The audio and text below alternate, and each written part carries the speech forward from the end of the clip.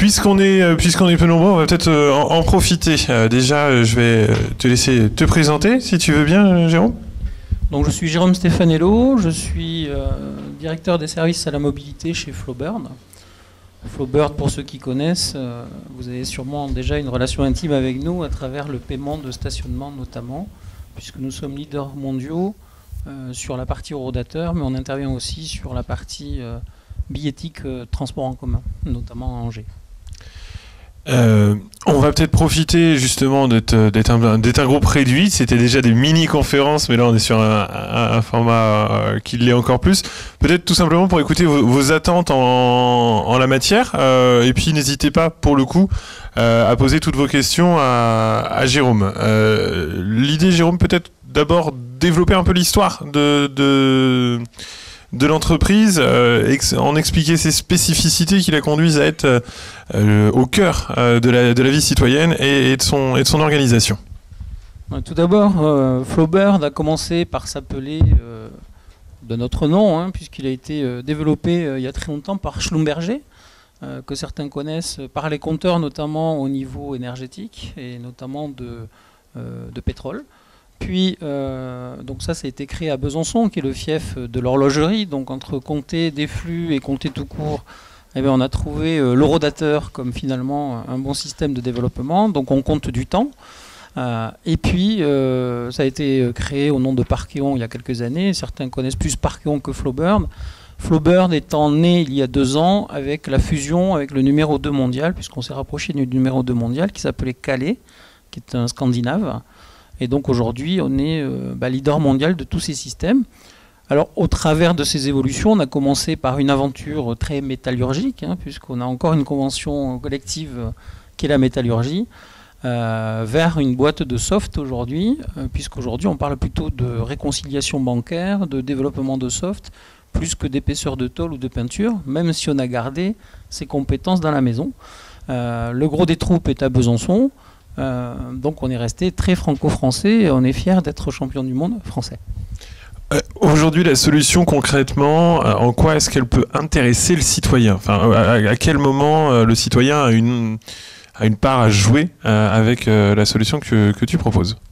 Alors on a plusieurs solutions. Aujourd'hui, on est là à Angers et merci de nous avoir invités. C'est pas juste pour parler de l'horodateur, parce que tout le monde a, c'est ce que je disais tout à l'heure, une relation plutôt intime avec l'horodateur. Mais j'aime plutôt dire qu'on a une relation contrainte. Et tout ce qui est contraint n'est pas forcément quelque chose qu'on aime bien. Donc notre rôle au sein de Flowbird, et particulièrement dans mon entité, c'est de rendre pas l'horodateur, mais les usages de l'horodateur, qui est devenu un kiosque multiservice, plus en lien avec des attentes d'usagers et de la ville, pour pouvoir justement créer une interaction entre la ville et les citoyens et les usagers, qu'ils soient usagers de l'horodateur ou pas du tout. C'est-à-dire que l'horodateur, vous en avez l'exemple même à Angers, vous en avez quand même tous les 50 ou 100 mètres dans les rues. C'est une densité assez forte, bien qu'il y ait aujourd'hui des solutions mobiles sur lesquelles nous sommes aussi, ou dans les voitures embarquées, puisqu'on travaille sur des sujets de voitures embarquées et de voitures autonomes. Le gros de l'activité passe aujourd'hui à 75% pour le paiement de stationnement, encore par les horodateurs. À travers ça, on vient devant un écran, et qu'est-ce qu'on peut faire devant un écran ? Alors vous êtes usagers, pour certains plus âgés les uns que les autres, vous avez vu que l'écran, il n'y avait pas d'écran au tout départ, ça s'appelait parc-mètre, et puis on l'appelle ça horodateur avec un écran un peu plus grand, qui était en noir et blanc, et puis il est de plus en plus grand, et la prochaine génération qui arrive en 2020, c'est des écrans de 10 pouces, qui correspondent en gros à un iPad dans la rue, qui pourra permettre d'autres interactions. Et aujourd'hui, on est passé d'une boîte de métal dans la rue à un objet vraiment connecté et interactif. Et évidemment, notre challenge, c'est de réussir ces mutations, comme on a transformé la société depuis 2011, à un objet connecté, mais vraiment interactif avec le citoyen qui veut bien participer. Puisqu'aujourd'hui, vous pouvez promener votre chien et avoir envie de dire quelque chose à votre élu, par exemple. Ça peut passer aussi par nos bornes. J'allais te demander des exemples concrets aujourd'hui d'applications. On évoquait ensemble tout à l'heure le fait que vous êtes une solution entre guillemets à la recherche de partenaires, ou en tout cas en capacité de le faire. Pour les collectivités, c'est quelque chose qui va devenir de plus en plus intéressant. On l'expliquait aussi, c'était pas forcément la logique qu'il y avait jusqu'à présent. les collectivités qui mettaient les gens en concurrence, aujourd'hui vous cherchez à faire des partenariats. Alors effectivement, on a à la fois accompagné ces mutations en interne et à la fois devancé, puisqu'on était une société qui finalement en fait on collecte pour le compte de tiers et particulièrement pour les trésors publics. Donc imaginez-vous le niveau de sécurité qu'on peut avoir dans nos outils qui paraissent tout anodins. Mais si on est champion du monde, c'est qu'on sait maîtriser effectivement les paiements outdoor, donc dehors dans la rue, qui n'est finalement pas si fréquent que ça. Et on maîtrise toute la chaîne de paiement, que ce soit des pièces, de la carte bancaire, du téléphone ou d'autres types de paiements. Donc cette interaction, on a aujourd'hui sur le stand, et je vous invite à y passer si vous ne l'avez pas encore fait, j'ai 2 équipiers qui sont là pour vous accompagner dans les démonstrations. On peut interagir notamment avec l'écosystème de commerçants, puisque aujourd'hui, les commerçants, dès qu'on met du stationnement payant, se trouvent pénalisés sur l'accès au centre-ville notamment. Et en fait, en favorisant les rotations de stationnement, on s'aperçoit que ça favorise les flux, et au contraire, ça favorise le stationnement au plus près de l'acte d'achat quand il s'agit d'acteurs de centre-ville. Et aujourd'hui, on a développé une solution de coupon de réduction qui permet aux commerçants d'aller sur une plateforme s'inscrire, de pouvoir pousser des communications et des réductions, non pas sur le stationnement, mais sur toutes leurs offres. Ce n'est pas du tout lié au stationnement. Et même quelqu'un qui est promeneur dans la rue peut bénéficier de cette offre-là. Ce n'est pas lié au stationnement. C'est un exemple. Donc c'est une façon de dynamiser, comme on le voyait, le centre-ville. L'entreprise en elle-même, à laquelle tu appartiens, a cherché à dynamiser ses processus, ses process, sous un format qui est légèrement particulier. Est-ce que tu peux nous en dire un petit peu plus ? Alors effectivement, on a un mode de management qui est peut-être un peu avant-gardiste, puisqu'on est des patrons d'unité, souvent actionnaires de la société, donc qui fait que nous sommes des entrepreneurs à l'intérieur de la société. Et quand il faut prendre une décision, on raisonne comme si c'était notre société et pas comme si on était salarié d'un grand groupe. Donc qui nous laisse aussi pas mal d'autonomie dans nos développements notamment. Moi, j'anime la partie développement urbain et intelligence urbaine. Donc, je peux prendre un exemple, par exemple, qui est aussi présent là en démonstration. Il se trouve que j'ai quelques soucis de santé, très sensible à la pollution. Et il ne faut pas avoir des problèmes de santé pour être sensible à la pollution. On sait que la pollution dans les villes, c'est un vrai sujet. Il y a 2 gros sujets de déménagement dans les villes, c'est le bruit et la pollution. Je ne sais pas si tout le monde le sait, mais c'est quand même des vrais enjeux pour tout le monde. Mais il y a peu de mesures finalement faites dans la ville. Donc tout le monde vous parle de capteurs, etc. C'est souvent sous le format associatif, financé par les villes. Je vous laisse imaginer ce que vous voulez. On a pris le pari que finalement, d'un objet connecté, on pouvait en tirer d'autres choses. Et donc on a intégré dans nos dispositifs des capteurs de bruit et de pollution. Et aujourd'hui, on arrive à mailler des territoires et avoir une vraie cartographie de tout ce qui est pollution et bruit dans les rues. Donc typiquement, c'est la liberté du manager que je suis de dire on prend cette direction et après en interne, c'est moi qui vais proposer ça à toutes les filiales dans le monde, puisqu'on en a un peu partout, on est présent dans 80 pays aujourd'hui. Et donc par cette expérience-là, on a la liberté d'aller proposer nos solutions en interne et en externe. Donc effectivement, tout le monde n'a pas cette liberté d'agir dans les groupes. Sur la dynamisation du centre-ville et le rôle de la collectivité véritablement en termes d'acheteurs, est-ce que tu pourrais nous en dire un petit peu plus là-dessus, parce qu'ils ont un rôle à jouer et tu avais un message à faire passer? Alors un vrai rôle, oui, parce qu'effectivement nos clients, avant toute chose, ce sont les élus et ce sont les collectivités. Alors il se trouve que notre territoire de jeu, vous l'avez compris, il est plutôt mondial. Bien qu'on soit assez fier d'être français, on s'aperçoit qu'il est plus difficile finalement de développer des concepts, des idées et de les tester dans des villes françaises que d'aller à l'autre bout de la planète. Les 2 exemples que je vous ai donnés, la partie couponing et donc bon de réduction, on l'a testé à Las Vegas, et la partie capteur de bruit de pollution à Moscou. On aurait préféré le faire à Angers, à Rennes ou je ne sais où. Sauf qu'aujourd'hui, le politique, bien que les effets d'annonce soient réguliers, en nous disant tout est possible, le champ expérimental s'ouvre devant vous, il est très compliqué en fait d'avoir les portes complètement ouvertes dans les collectivités. Et je dirais d'autant plus dans l'univers parking et stationnement, puisque aujourd'hui c'est une ressource pour les communes, et donc c'est pas un terrain exploratoire, c'est le seul mobilier finalement qui rapporte beaucoup d'argent aux villes. Et aujourd'hui, le revenu du stationnement est bien intégré dans tous les budgets des communes. Donc le terrain de jeu est quand même réduit. Mais on a la chance, puisque le gouvernement a pris la décision très récemment de pouvoir innover et avoir des partenariats avec des communes jusqu'à 150 000 €. Elles ont la liberté de ne pas passer par appel d'offres pour pouvoir tester des projets, des pilotes. Et donc, en soi, j'espère que ce sera plus facile à l'avenir, mais c'est vrai qu'aujourd'hui, on a ces freins. Voilà. Ces pilotes, justement, si tu peux creuser peut-être un petit peu, donc on peut lancer une expérimentation de façon libre d'appel à projet ou autre, jusqu'à 150 000 €, tu disais, et derrière, quelle transformation on peut opérer? Est-ce qu'on est obligé, une fois l'expérimentation validée, de repasser par l'appel d'offres? Alors effectivement, déjà il faut trouver la ville qui accepte. Une fois qu'on l'a trouvé et qu'on a testé un produit et qu'il est probant, là par le coup il faut passer par l'appel d'offres et le système lourd de l'administration. Donc on fait varier les appels d'offres mais à dose homéopathique. Alors c'est bien, hein, c'est un garde-fou. Et à la fois c'est très compliqué d'innover dans les villes parce qu'on a ces freins-là. Alors peut-être qu'Angers, on est à Angers, donc on va parler d'Angers. On est dans une situation un peu difficile puisque vous avez un élu qui a pris la décision de mettre à l'honneur la Smart City et c'est pour ça qu'on est là. On espère beaucoup donner une visibilité mais aussi travailler un écosystème. On a bien compris il y a très longtemps que l'innovation ne la portait pas seule en tant qu'industriel, on ne pouvait plus. Et donc tout le monde interagit avec tout le monde.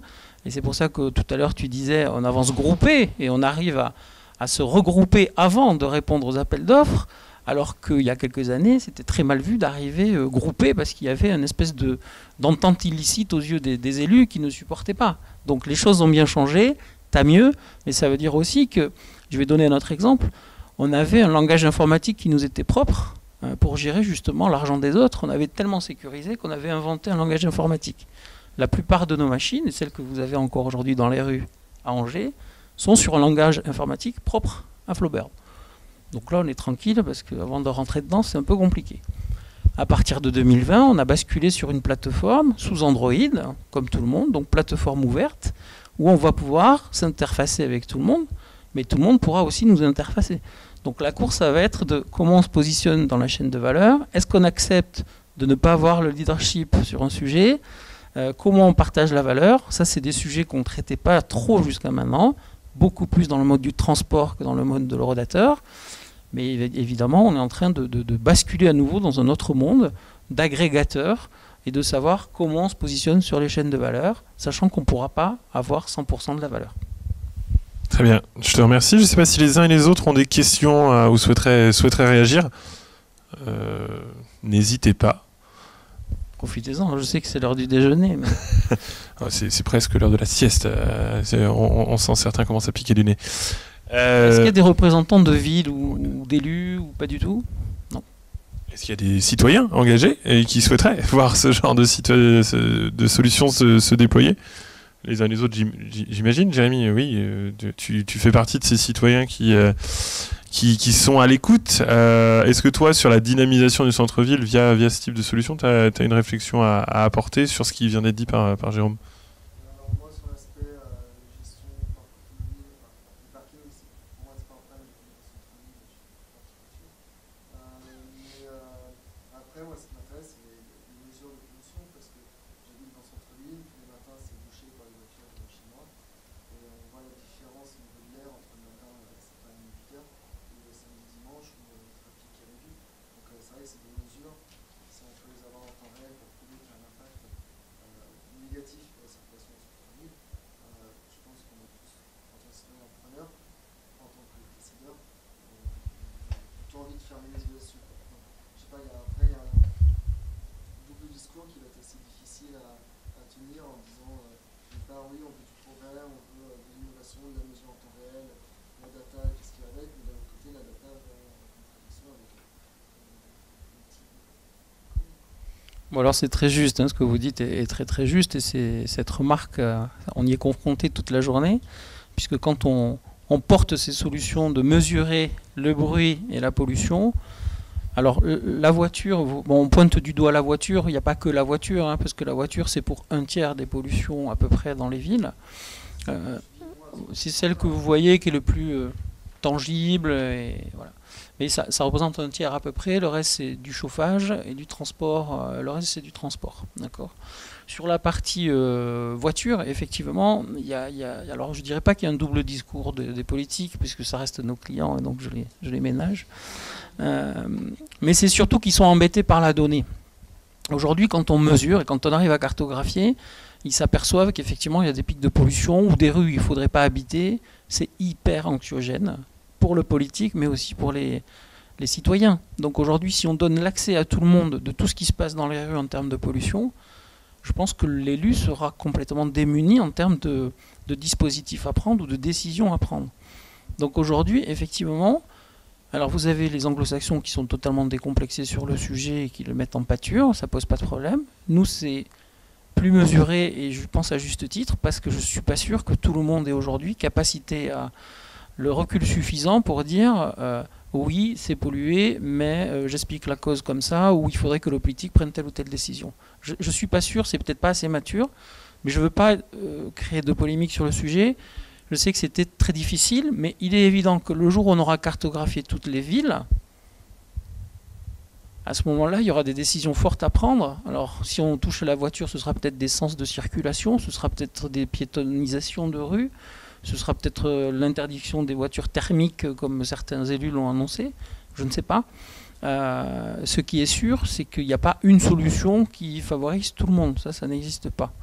Et que, comme un peu tout, il faudra cohabiter avec tout, mais nous, ce qu'on demande, c'est déjà de commencer à mesurer, puisque la mesure aujourd'hui, c'est ce que j'ai dit tout à l'heure, de façon très soft, aujourd'hui, c'est des associations qui sont sponsorisées à 100% par les villes qui mesurent les pollutions. Après, moi, je suis plus du côté anglais avec le droit de savoir, en fait.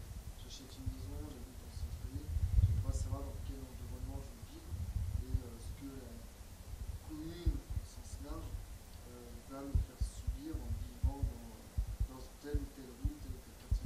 Et ça change de rue en rue.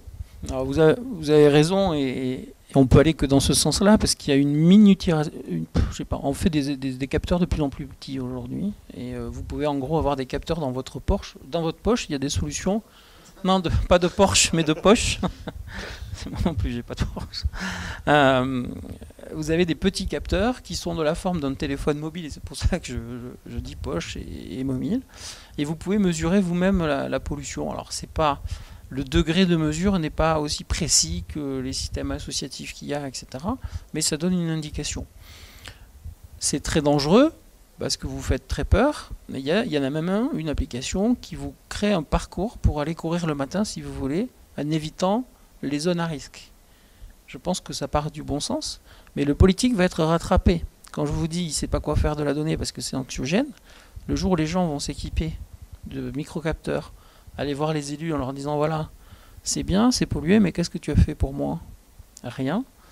Là, ça va être compliqué pour les élus. Et donc c'est pour ça qu'on incite dans tous nos rendez-vous les maires, les conseillers, etc., à au moins commencer à mesurer pour dire, même en début de mandat, voilà, c'était là.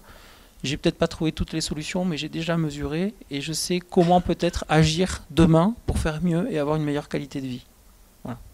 Je prends un exemple de bruit, par exemple. On arrive à avoir dans le capteur de bruit des alertes, et donc là on travaille plus sur le côté sécurité publique, où vous avez un pic de bruit dans la rue et vous pouvez directement envoyer un SMS au chef de police municipal, par exemple, ou police nationale, pour qu'ils interviennent et qu'ils vérifient ce qui se passe. Il y a des tests qui ont été faits comme ça à Nice cette fois, donc voilà, il y a aussi à faire en France. Il y avait une boîte de nuit qui faisait un peu le bazar, puisque les gens sortaient fumer sur les trottoirs, etc., à pas d'heure. Effectivement, grâce à ça, il y a eu des décisions de prise qui ont été plus favorables à la vie des gens qui voulaient dormir, surtout. Voilà des exemples concrets qu'on essaie de mettre en œuvre. Merci Jérôme.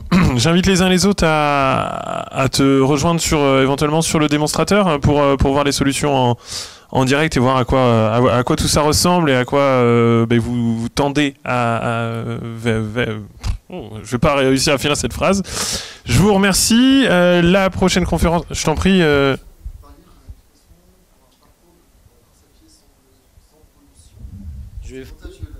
Je vais pas faire la publicité pour mes amis, mais ça s'appelle Plume Lab, si vous voulez regarder. Donc voilà, merci à vous. Donc la prochaine conférence commence d'ici 5 petites minutes sur l'organisation de la donnée pour tirer parti d'une démarche Smart City.